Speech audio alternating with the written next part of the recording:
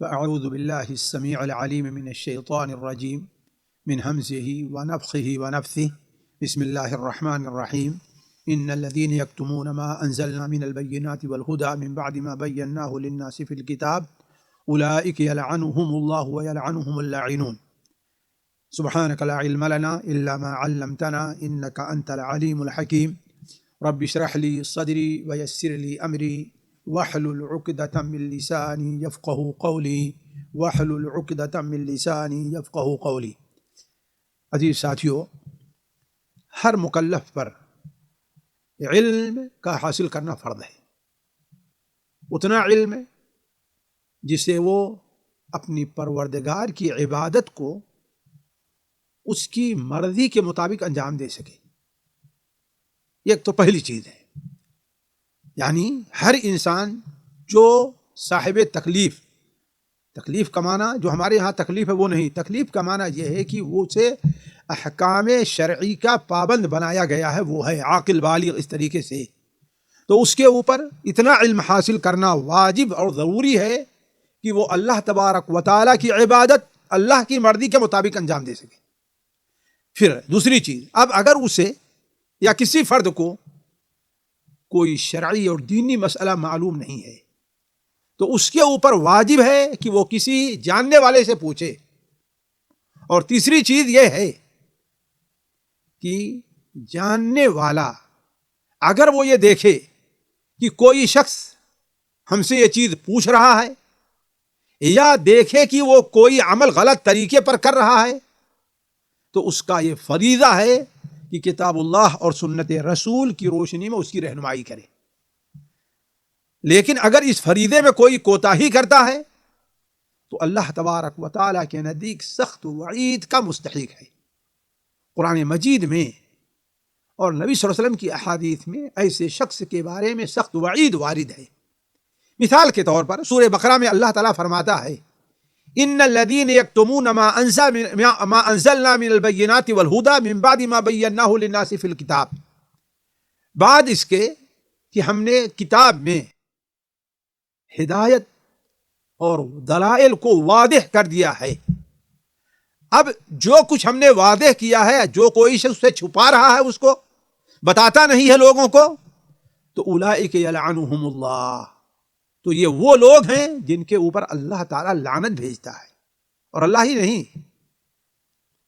اور اللہ کے بعد جتنے لعنت کرنے والے ہیں، فرشتے ہیں، اللہ تعالیٰ کی مخلوق ہے، اللہ تعالیٰ کے بندے ہیں، سارے کے سارے اس کو لعنت دیتے ہیں۔ اولئک یلعنہم اللہ ویلعنہم اللاعنون۔ نبی کریم صلی اللہ علیہ وسلم نے اس امر کی قباحت کو بیان کرتے ہوئے فرمایا من سئل عن علم فکتمہ، جس شخص سے کسی علم کے بارے میں پوچھا گیا اور اس نے اس علم کو چھپا لیا، یعنی بتایا نہیں، اسے معلوم ہے لیکن نہیں بتایا، تو الجمہ اللہ بلجام من نار یوم القیامہ، تو قیامت کے دن اللہ تبارک و تعالی اس کے منہ میں آگ کی لگام دے گا، اور وہ آگ دنیا کی آگ نہیں ہے، وہ جہنم کی آگ ہوگی۔ تو ساتھیو، یہ معاملہ بڑا ہی گمبھیر، بڑا ہی خطرناک ہے، اس لیے اس سلسلے میں اختصار کے ساتھ میں آپ کے سامنے چند باتیں رکھتا ہوں جس کا جاننا ضروری ہے اور وہ ہمارے لیے بہت اہم ہے۔ پہلی چیز تو یہ ہے کہ جب ہم علم کی بات کریں تو اس سے کون سا علم مراد ہے؟ اس سے علم دین مراد ہے، حلال اور حرام کا علم مراد ہے، اللہ تبارک و تعالیٰ کی ذات و صفات سے متعلق جو علم ہے وہ مراد ہے۔ وہ علم ہے جس کے ذریعے سے بندہ اللہ تبارک و تعالیٰ کا تقرب حاصل کرتا ہے، اللہ تبارک و تعالیٰ کے قریب جاتا ہے، یہ وہ علم ہے۔ البتہ دنیاوی علم کا جو معاملہ ہے وہ اس کا چھپانا، اگر کوئی آدمی اس کا وہ کام کرنے والا ہے تو کوئی حرج کی بات نہیں۔ ایک نے ڈاکٹری سیکھی ہے لیکن ڈاکٹری نہیں کرتا ہے، ایک نے انجینئرنگ سیکھی ہے لیکن وہ نہیں کرتا ہے، تو اس کے اوپر کوئی گناہ نہیں ہے۔ لیکن علم دین سیکھے، اس پر عمل نہ کرے، اسے لوگوں کو سکھائے نہیں، لوگوں کی اصلاح نہ کرے، تو یہ ایسی چیز ہے جو اللہ تبارک و تعالیٰ کی پرسش اور اس کی پکڑ کا سبب ہے۔ تو پہلی چیز ہمارے سامنے یہ رہنی چاہیے کہ اس سے مراد، جب علماء یہ کہتے ہیں کہ دین علم کا چھپانا ناجائز اور حرام اور کبیرہ گناہوں میں ہے، کبائر میں ہے، تو اس سے مراد کون سا علم ہے؟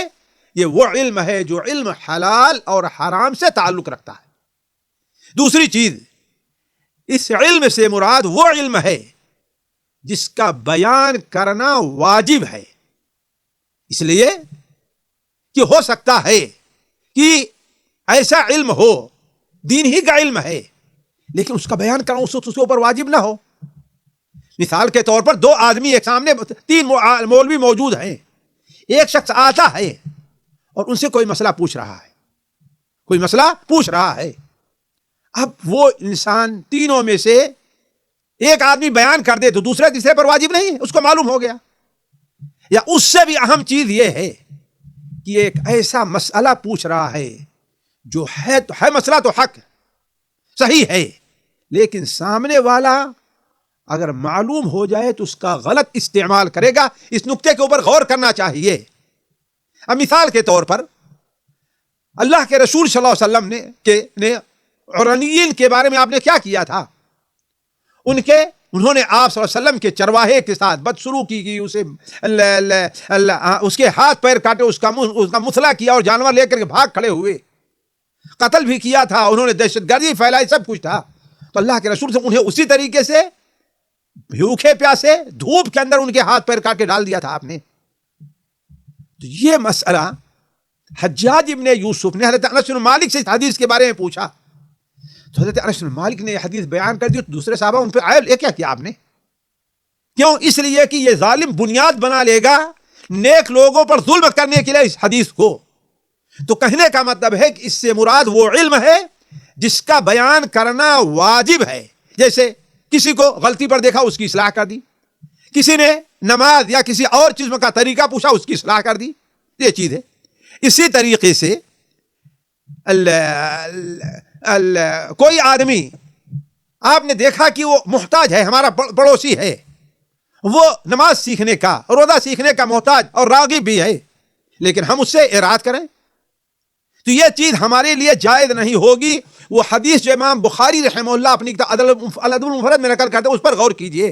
حضرت عبداللہ ابن عمر بیان کرتے ہیں کہ نبی کریم صلی اللہ علیہ وسلم نے ارشاد فرمایا، کم من جار متعلق بجارہ یوم القیامہ، کتنے ایسے پڑوسی ہیں جو اپنے پڑوسی کی گردن، ان کا ہاتھ، ان کی پیشانی کے بال پکڑ کر کے، ان کو اٹھا کر کے گھسیٹ کر کے اللہ تبارک و تعالیٰ کے سامنے لائیں گے اور کہیں گے، یا رب ھذا اغلق بابہ دونی فمنع معروفہ، اس شخص نے میرے سامنے اپنا دروازہ بند کر لیا تھا، اور اس کے پاس جو خیر تھا، میں بھوکے رہتا تھا، اور یہ آرام اور عیش اپنے جس روٹی کے ہم حق اسے اپنے کتوں کو پھینک دیا کھلانے کے لیے، ایک مثال میں دے رہا ہوں۔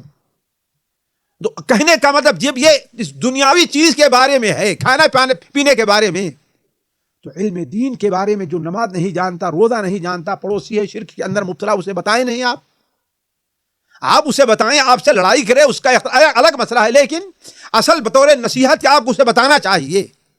اسی طریقے سے کسی نے کوئی شرعی مسئلہ پوچھا اور وہ اس کا حاجت مند ہے اور آپ نے اسے بتلایا نہیں، یہ چیز بھی گناہ گناہ کا سبب ہے۔ کیوں؟ اس لیے کہ ہمارا دین کیا ہے؟ الدین خیر خواہی کا نام ہے، الدین والنصیحہ، دین کس کا نام ہے؟ خیر خواہی کا نام ہے۔ اب ایک آدمی کے ساتھ اس سے بڑی خیر خواہی اور کیا ہو سکتی ہے کہ اسے دین کی تعلیم دی جائے، دین کی سمجھ اس کو سمجھائی جائے، دینی باتیں اسے بتلائی جائیں، نماز روزے حج زکات عقیدے کے بارے میں اسے بتایا جائے۔ اس سے بڑی خیر خواہی اور کیا ہو سکتی ہے؟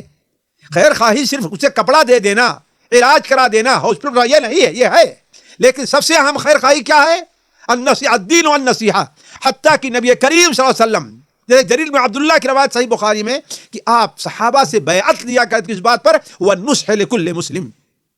اسی طریقے سے آپ نے کسی کو کوئی برا کام کرتے ہوئے دیکھا اور اسے ٹوکا نہیں، یا انکار منکر کے جو 3 درجات ہیں، آپ نے ان میں سے کسی پر عمل نہیں کیا، یہ بھی علم دین چھپانے میں داخل ہے، اس لیے کہ اللہ کے رسول صلی اللہ علیہ وسلم نے ارشاد فرمایا من رأى منکم منکرا فلیغیرہ بیدہ، تم میں سے جو شخص کوئی منکر دیکھے، شریعت کے مخالف کوئی کام دیکھے، اسے اپنے ہاتھ سے روکے، اگر ہاتھ سے نہیں روک سکتا زبان سے روکے، اور اگر زبان سے نہیں روک سکتا اتنا بزدل بن جائے یا اتنی بڑی رکاوٹ ہو جائے تو کم سے کم اپنے دل میں اسے کیا سمجھے، نفرت کرے اور برا سمجھے، اس کا ہم نوالا ہم پیالہ تو نہ بن جائے، اور یاد رکھے کہ یہ کم درجے کا ایمان ہے۔ اسی لیے ہم نے کہا علم دین کا چھپانا یہ عقائد میں داخل ہے، عقائد میں ہم نے کہا یہ کم درجے کا ایمان ہے۔ تو کہنے کا مطلب یہ ہے کہ علم چھپانے کے اندر یہ چیز بھی داخل ہے کہ جس علم کا ظاہر کرنا واجب ہے اسے وہ بیان نہ کرے۔ تیسری چیز یا چوتھی چیز، تیسری چیز، اس علم کے چھپانے کی قباحت اس وقت اور بڑھ جاتی ہے، یہ قباحت اور بڑھ جایا کرتی ہے کب؟ جب علم دین چھپانے کا مقصد کوئی بری نیت ہو، کسی برے مقصد سے اس کو چھپایا جا رہا ہے۔ یعنی مثال کے طور پر اللہ کو ناراض کر کے کسی کو راضی کرنا ہے، اس لیے کہ اللہ کو راضی کرنا یہ ہے کہ چونکہ یہ دین میں داخل ہے، علم دین، اس کو واضح کرنا، اب واضح نہ کرے اللہ کو ناراض کرنا ہے، تو آپ جو ہے اللہ کو ناراض کر کے کسی دوسرے کو خوش کرنا چاہیں۔ جیسے آپ نے دیکھا کہ کوئی آدمی ایک غلط کام کر رہا ہے، آپ وہاں پر موجود ہیں، اب آپ سے کہتا ہے کہ ہاں میں سچ کہہ رہا ہوں، آپ کو معلوم ہے کہ غلط ہے، لیکن آپ اسے خوش کرنے کے لیے اسے ناراض نہیں کرنا چاہتے، اسے ناراض نہیں کرنا چاہتے، لہذا آپ کہیں ہاں آپ ٹھیک کہہ رہے ہیں، یا آپ اس انداز سے خاموش ہو جائیں کہ آپ کے انداز خاموشی آیا بیان کریں کہ ہاں بھائی یہ اس پر راضی ہے، جیسے آپ ہنس دیں، مسکرا دیں۔ اسی طریقے سے اگر آپ علم دین کو چھپاتے، بیان نہیں کرتے، ظاہر نہیں کرتے، اس سے کسی کی رضا حاصل کرنی ہے، یا آپ کا اس سے مقصد کوئی دنیاوی مفاد حاصل کرنا ہے، اس سلسلے میں دنیاوی مفاد بہت سے لوگ جو افتاء کے مقام پر فائز ہیں، جو امام بنے ہوئے ہیں، جو کسی علاقے کے اندر سرکردہ لوگ ہوتے ہیں، وہ بڑوں اور دوسروں یا اپنی قوم یا اپنی جماعت یا اپنی بڑی جو مریدین ہیں ان کے رضا کے لیے بہت سے دین کی باتیں لوگوں سے چھپاتے ہیں، اور یہ چیز بہت عام ہے۔ مثال کے طور پر بتاؤں، ایک شخص ہے جو میں اچھی طریقے سے جانتا ہوں، وہ شخص اہل حدیثوں کی مسجد میں متاثر ہوا اور آ کر کے نماز پڑھنے لگا، اور جو دیگر فرقے کے علماء تھے اس سے اس کے بڑے گہرے تعلقات تھے، ان کی دکانوں پر بیٹھنا، علماء لوگ اس کی دکان پہ آ کے بیٹھے کرتے، سب کچھ ہوتا تھا۔ تو وہ جب آنے لگا تو یہاں دیکھا کہ مغرب کی نماز اذان کے بعد اس مسجد میں کچھ لوگ تحیت المسجد کہہ لیجئے یا مغرب سے پہلے سنت پڑھتے ہیں۔ تو گیا وہ، اور وہ عالم صاحب جو بڑے مولانا اپنے علاقے کے تھے، وہ جب آ کر کے اس کی دکان پر بیٹھے تو اس نے پوچھا کہ شیخ ہم نے دیکھا ہے فلاں مسجد کے اندر لوگ مغرب سے پہلے 2 رکعت نماز، کیا اس کی کوئی دلیل ہے؟ تو کہتے ہیں نہیں، ایسے کوئی حدیث موجود نہیں، ایسے کوئی دلیل نہیں جو وہ لوگ نماز پڑھتے ہیں، نہیں پڑھنا چاہیے۔ اب وہ بیچارہ چونکہ عامی تھا، سیدھا سادہ تھا آدمی، وہ آیا اور کہا کہ آپ لوگ یہ کیوں کر رہے ہیں؟ آپ لوگ اپنے کو اہل حدیث کہتے ہیں اور یہ کہہ رہے کیوں، کیسا ہو رہا ہے؟ لوگوں نے کہا کہ اللہ کے بندے یہ حدیث صحیح بخاری میں موجود ہے۔ یہ حدیث کہاں ہے؟ صحیح بخاری میں ہے۔ کہا صحیح بخاری میں ہے؟ کہاں؟ کھول کر کے دکھا دیا۔ جب کھول کر کے اس نے دکھایا تو وہ شخص، لوگ اس کو دکھایا تو لے کر کے گیا، اور جب اس کے سامنے رکھا تو کہتا ہے کہ کیا مطلب اہل حدیث ننگے ناچے، تم ہی ننگے ناچو گے؟ نعوذ باللہ من ذالک۔ وہ شخص اہل حدیث ہو گیا۔ ایسے کتنی مثالیں ایسی ہیں جو لوگ دین حق کو چھپاتے ہیں۔ ایسے میرے ساتھ ایسے واقعات پیش آئے۔ یہی جب ہم نے پہلے دعوت کا کام شروع کیا، شیخ صفی الرحمان صاحب کو بھی 1-2 بار آئے دعوت دی، تو جانتے ہیں ہمارے یہاں بہت بڑا مسئلہ کھڑا ہوتا ہے، فاتحہ خوانی اور اس کا مسئلہ ہوتا ہے۔ تو شیخ صفی الرحمان صاحب بھی آئے، ظاہر بات ان عالمی شہرت کے تھے، ہمارے یہاں چونکہ ٹھہرے تھے، تو لوگ جمع ہوئے، پوچھنے لگے۔ شیخ نے کہا اس کی کوئی دلیل نہیں ہے۔ تو ان میں سے ایک صاحب بڑے جذباتی تھے، وہ گئے چھٹی اپنے یہاں اور اپنے امام صاحب سے پوچھ کر کے آئے، تو ان کے امام صاحب نے کہا کہ ہاں مشکات میں یہ حدیث موجود ہے کہ نبی کریم صلی اللہ علیہ وسلم نے ایک بکرا ذبح کیا، اس کے اوپر دم کیا، لوگوں میں تقسیم کر دیا۔ آئے تو شیخ صفی الرحمن صاحب موجود ہم سے کہنے لگے، ظاہر بات وہ چلے گئے ہوئے تھے، مدینہ منورہ میں رہتے تھے، ہم سے کہنے لگے، ہم نے کہا ایسی کوئی حدیث موجود نہیں مشکات میں۔ مشکات میں جو حدیث ہے وہ یہ ہے کہ نبی کریم صلی اللہ علیہ وسلم نے قربانی کے موقع پر 2 بکرا ذبح کیا، ایک بکرا ذبح کر کے فرمایا اے اللہ تعالیٰ یہ میرے اور گھر والوں کی طرف سے ہے، اور دوسرا بکرا اے اللہ تبارک و تعالیٰ یہ میری امت کے ان افراد کی طرف سے ہے جنہوں نے قربانی نہیں کی، یا میری امت کی طرف سے ہے۔ یہ حدیث ہے۔ وہ کہے نہیں، ہمارے امام صاحب نے کہا ہے کہ اللہ کے رسول نے بکرا ذبح کیا، اس سے پر دم کیا، ظاہر بات یہ فاتحہ تھا اور اسے لوگوں میں تقسیم کر دیا۔ ہم نے کہا ایسے کوئی حدیث موجود نہیں ہے۔ وہ بیچارے یہاں سے پھر گئے ریاض، سفر کیے اور جا کر کے تلاش کیے مشکات، وہاں ان کے ساتھی لوگ رہے ہوں گے، ملے ہوں گے، تو جیسے میں بتا رہا تو ویسے اب واپس آتے ہیں تو ہمیں منہ نہیں دکھا رہے ہیں، ہمیں منہ دکھا نہیں رہے۔ چلتے چلتے ایک بار مل گئے، ہم نے کہا حضرت کیا معاملہ ہے؟ کہا ہاں بات تو ایسی ہی ہے جیسے آپ کہہ رہے تھے۔ تو کہنے کا مطلب یہ ہے کہ اگر یہ علم دین کا چھپانا لوگوں کو خوش کرنے کے لیے یا کوئی دنیاوی مفاد حاصل کرنے کے لیے ہے تو یہ بہت بڑا جرم ہے، جس سے متعلق اللہ کے رسول صلی اللہ علیہ وسلم کا ارشاد ہے، اللہ تبارک و تعالیٰ فرماتا ہے ان الذین یکتمون ما انزل اللہ من الکتاب، جو لوگ اللہ تبارک و تعالیٰ کی کتاب میں جو کچھ نازل ہوا ہے یا اللہ نے جو نازل کیا ہے ان احکام کو، ان تعلیمات کو، ان عقائد کو چھپاتے ہیں، وَيَشْتَرُونَ بِهِ ثَمَنًا قَلِيلًا، اور اس چھپانے کے عوض وہ تھوڑی سی پونجی حاصل کرتے ہیں، چاہے جو پورا شہر ہی کیوں نہ حاصل کریں، لیکن معمول اللہ کے مقابلے میں، اللہ کی نعمت کے مقابلے وہ تھوڑی سی چیز ہے جنت میں جو کچھ ملنے والا ہے، تو تھوڑی پونجی کے عوض اس کو بیچ دیتے ہیں۔ أُولَٰئِكَ مَا يَأْكُلُونَ فِي بُطُونِهِمْ إِلَّا النَّارَ، ذرا غور کریں، یہ لوگ اپنے پیٹوں میں جہنم کی آگ بھر رہے ہیں۔ وَلَا يُكَلِّمُهُمُ اللَّهُ، اللہ تعالیٰ قیامت کے دن ان سے گفتگو نہیں کرے گا۔ وَلَا يُزَكِّيهِمْ، انہیں پاک نہیں کرے گا، ان کے گناہوں کو معاف نہیں کرے گا۔ وَلَهُمْ عَذَابٌ عَلِيمٌ، اور ان کے لیے دردناک عذاب ہے۔ دیکھیے اللہ نے 3 وعید جو ہے یہاں پر بتلائی ہے، 4 وعید۔ پہلی وعید تو ہے کہ اللہ وہ یہ جو اس کے عوض لے رہے ہیں تنخواہ کی شکل میں، نذرانے کی کسی شکل میں، یہ جہنم کی آگ اپنے پیٹوں میں بھر رہے ہیں۔ دوسری چیز، اللہ تعالیٰ قیامت کے دن جب حاضری ہوگی تو ان سے اللہ تعالیٰ گفتگو نہیں کرے گا، اتنا ناراض ہوگا۔ تیسری چیز، اللہ ان کے گناہوں کو معاف نہیں کرے گا۔ اور چوتھی چیز کیا ہوگا؟ وَلَهُمْ عَذَابٌ عَلِيمٌ، ان کے لیے دردناک عذاب ہے۔ تو تیسری بات ذہن میں رہے کہ علم دین چھپانے کی قباحت اس وقت اور بڑھ جایا کرتی ہے جب علم دین چھپانے کا مقصد برا ہو، بری نیت ہو، لوگوں کو راضی کرنا ہے، لوگوں کو خوش کرنا ہے، اپنی جماعت کو راضی کرنا ہے، اپنی جماعت کو بڑھانا ہے۔ چوتھی چیز، اگر علم دین چھپانے کا مقصد یہ ہو کہ اس کے ظاہر کیا تو مجھے ضرر لاحق ہوگا، مجھے ضرر لاحق ہوگا، تو اس کے چھپانے پر یہ وعید نہیں ہے۔ یا اگر ہمیں ضرر لاحق نہیں ہوگا تو سامنے والا اس سے متاثر ہوگا اور اسے گمراہ ہونے کا ڈر ہے، اسے گمراہ ہو جانے کا ڈر ہے۔ تو اگر بعض ایسی چیزیں ہیں تو ان سے چھپایا نہیں، جیسے الہیات ہوتا ہے جو بعض مسائل ہوتے ہیں۔ صحیح بخاری میں معلقاً حضرت علی رضی اللہ تعالیٰ عنہ کا یہ قول موجود ہے کتاب العلم کے اندر کہ انہوں نے فرمایا حدث الناس بما يعرفون، لوگوں کو ان کی عقل کے مطابق، جیسے ان کی سمجھ ہے، جتنا وہ سوچتے ہیں ویسے علم اتنا ہی بتایا کرو۔ اتحبون ان یکذب اللہ ورسولہ، کیا تم یہ جانتے ہو کہ اللہ اور اس کے رسول کو جھٹلا دیا جائے؟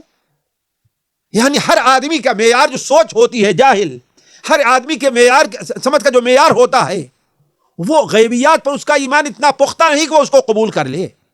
تو ایسے لوگوں کے بارے میں کوئی چیز بیان کرنے سے پہلے کیا ہے، اسے تمہید باندھنی ہے یا سمجھانا ہے، اس کے بعد جا کر کہیں بیان کرنا ہے۔ اسی طریقے سے ہمارے بعد جذباتی قسم کے مولوی نوجوان جو ہوا کرتے ہیں وہ ماحول کو نہیں دیکھتے، وہ جگہ کو نہیں دیکھتے، بعض جگہ ایسے فتویٰ جڑ دیا کرتے ہیں جس کی وجہ سے فتنہ کھڑا ہو جایا کرتا ہے۔ وہ یہ نہیں سمجھتے ہیں کہ پہلے آپ اپنا اعتماد تو حاصل کریں، لوگ آپ کے بارے میں یقین کریں کہ ہاں بھائی یہ عالم ہے اور صحیح بات بتائے گا، آپ اس معیار کو پہنچیں، لوگ آپ کو سمجھنے لگیں، تب آپ ایسے فتویٰ دیجیے کسی ماحول کے خلاف ہو۔ خاص طور پر یہ شرک اور کفر سے متعلقہ نہیں ہے، تو اس سلسلے میں ہمارے نوجوان جو جذباتی قسم کے طلبہ ہوتے ہیں، بات بڑی لمبی ہو جائے گی، ورنہ میرے ساتھ ابھی اس سفر میں بھی بعض ایسے حادثات پیش آئے ہیں کہ ابھی پر سال یا 2 سال پہلے فارغ ہو کر کے گئے اور ایک مسجد میں ایک چیز بیان کرنا شروع کر دیا، لوگ اختلافات شروع ہو گئے اہل حدیث مسجد کے اندر. مان لیا کہ وہ چیز آپ حق ہے یا آپ اس کو حق سمجھتے ہیں، لیکن آپ چاہتے ہیں ان یکذب اللہ ورسولہ، کیا چاہتے ہو اللہ اور اس کے رسول، یکذب اللہ ورسولہ، اللہ اس کے رسول جھٹلائے جائیں.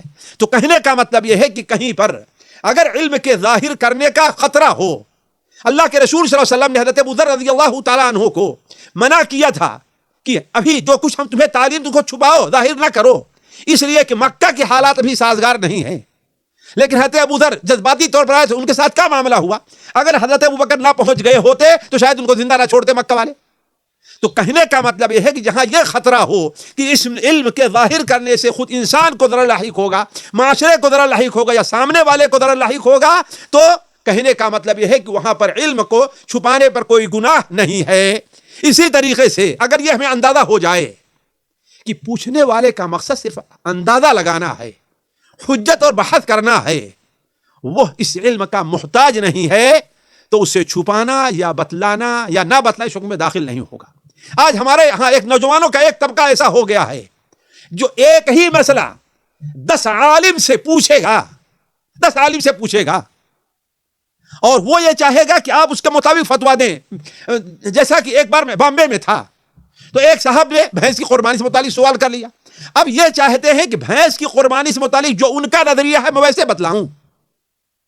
ظاہر بات ہے یہ چیز بتانا کیوں؟ اس لیے کہ اس کا مقصد علم حاصل کرنا نہیں ہے، حق تک پہنچنا نہیں ہے. اس سے ان کا مقصد کیا ہے کہ بس یا تو حجت کرنا ہے یا تو بحث کرنا ہے.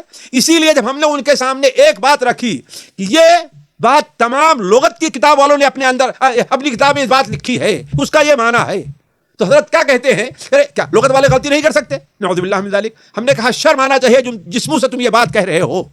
تو کہنے کا مطلب یہ ہے کہ اگر یہ ہو جائے کہ سامنے والے کا مقصد پوچھنا صرف کیا ہے، اندازہ کرنا ہے، آزمانا ہے آپ کو، اور یہ چاہتا ہے کہ ہاں آپ اس کے مطابق فتویٰ دیں تو قبول کر لے گا ورنہ قبول نہیں کرے گا، تو ایسے لوگوں کے سامنے اگر علم چھپایا جاتا ہے تو اس میں داخل نہیں ہے.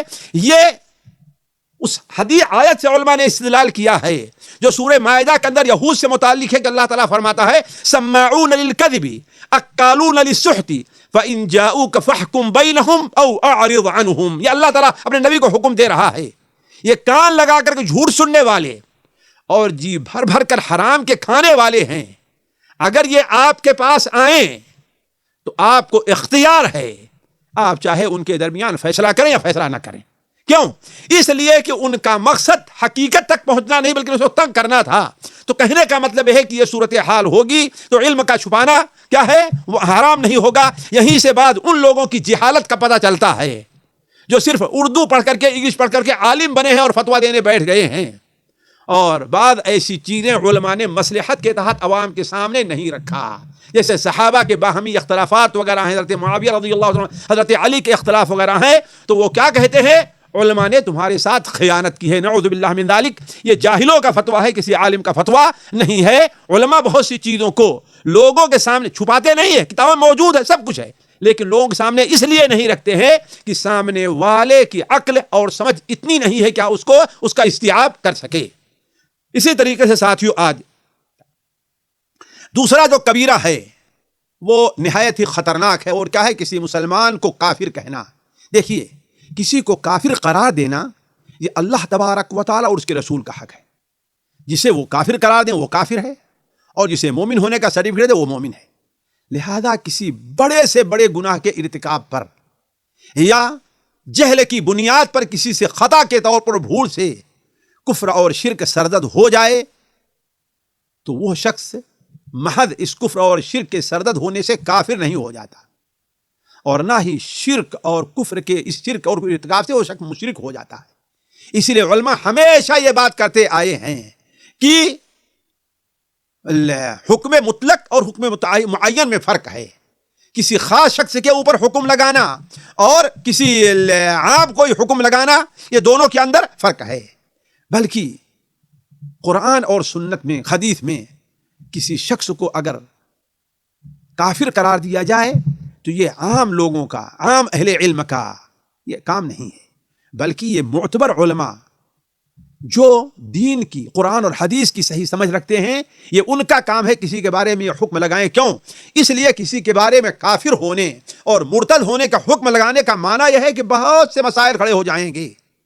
سب سے بڑا مسئلہ یہ ہوگا کہ اس کی بیوی اگر مومن ہے تو کیا ہے اس کے ساتھ اس کے لیے رہنا جائز نہیں ہوگا. سب سے بڑا مسئلہ یہ ہوگا کہ اس کا ذبیحہ جائز نہیں ہوگا.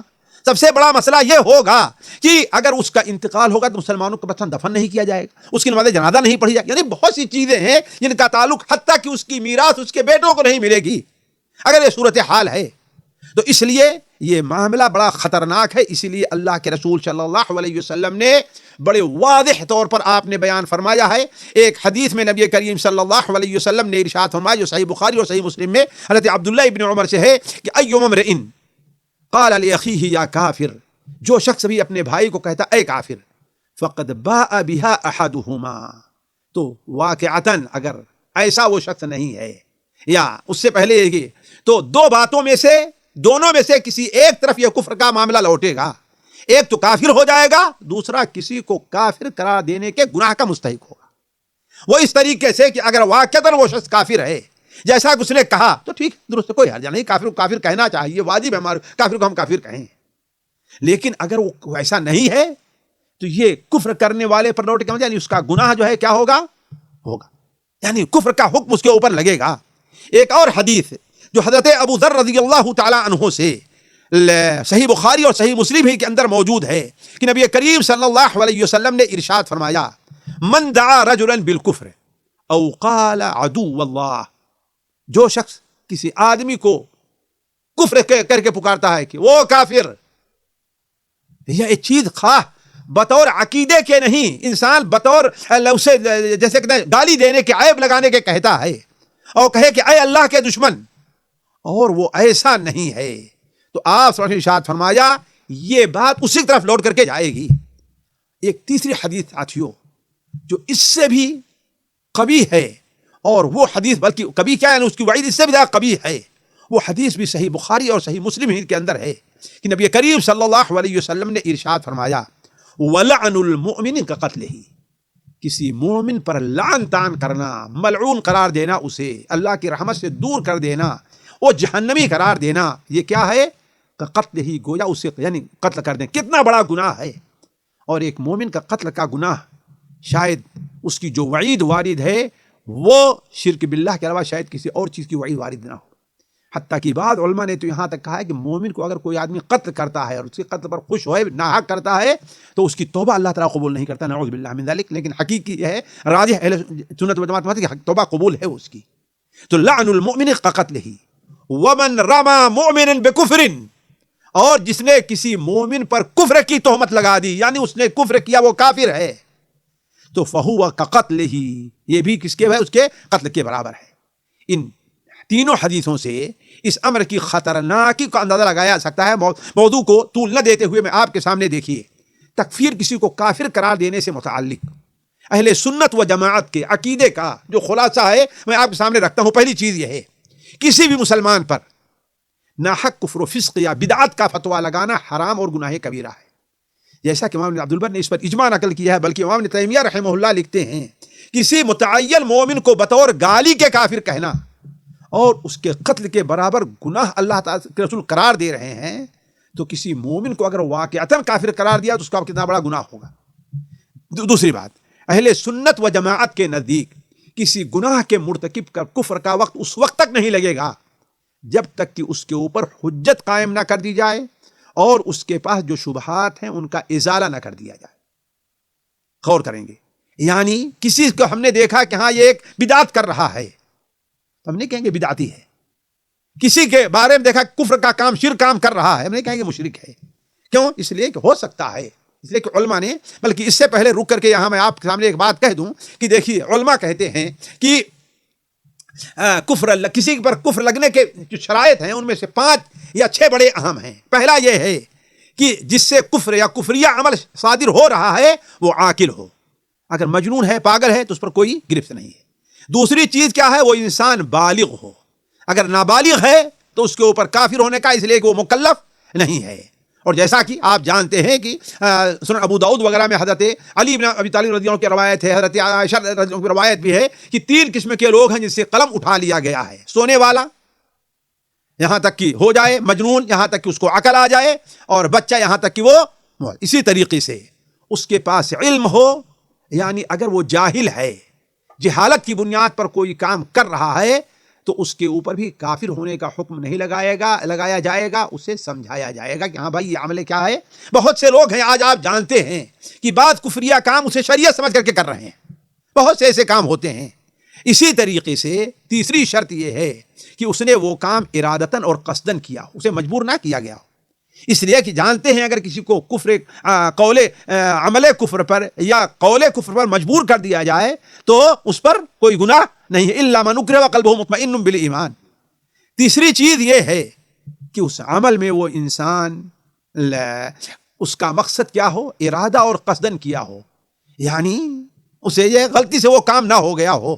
جیسے مثال کے طور پر صحیح مسلم کی وہ حدیث ہے کہ اللہ کے رسول نے ارشاد فرمایا کہ بندہ، اللہ تعالیٰ بندے کی توبہ سے کس قدر خوش ہوتا ہے اس کا اندازہ اس سے لگائیں کہ ایک شخص صحرا کے اندر جا رہا ہے، وہاں اٹھنی اس کی غائب ہو گئی، جس اٹھنی کے اوپر اس کا کھانا ہے، پانی ہے اور وہی اس کی سواری ہے، اب ایسی جگہ پر ہے اس کے لیے کوئی سہارا نہیں ہے یہاں سے مرنے کے علاوہ، لہذا پریشان ہو کر دائیں بائیں ڈھونڈا اور آ کر کے درخت کے نیچے لیٹ جاتا ہے اور سو رہا تھا کہ اب مرنا ہی ہے تو اسی سائے میں مرے، کہوں ہم ادھر جا کر کے بھٹکتے پھریں۔